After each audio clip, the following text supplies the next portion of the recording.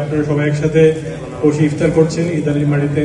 ভ্রাতৃত্ববোধ এবং সম্প্রীতির যে বন্ধন এখানে দেখা যাচ্ছে, আমি আশা করি আগামী দিনগুলোতে মাহে রমজান শেষ হয়ে যাচ্ছে, মানে আপনাদের মধ্যে যে সম্প্রীতি এবং ভালোবাসা এবং বন্ধন এটা সামনের দিনেও থাকবে, সেটা আমি প্রত্যাশা করি।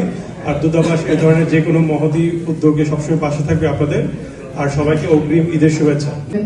বাংলাদেশ জাতীয়তাবাদী সাইবার ফোর্স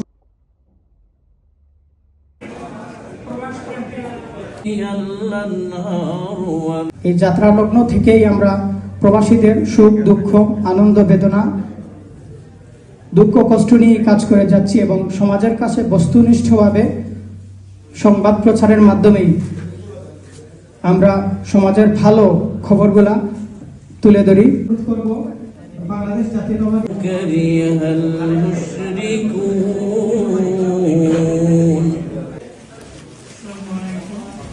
দোয়া মাহফিলে আপনাদের সবাইকে আমি রমজানের শুভেচ্ছা অভিনন্দন জানাই। সারা জীবনে কাজে লাগাতে পারি, এটাই হোক আমাদের।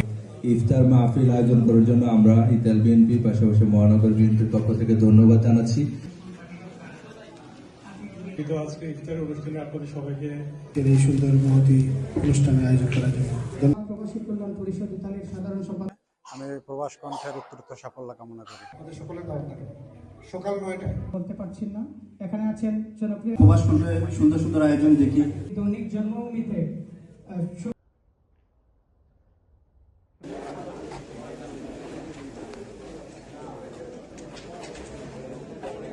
খুবই আনন্দের ব্যাপার এবং সৌভাগ্যের ব্যাপার যে রোজাদারদের ইফতার করানো। ইফতারের আয়োজন করেছেন তাদের পক্ষ থেকে ইফতারের পক্ষ করে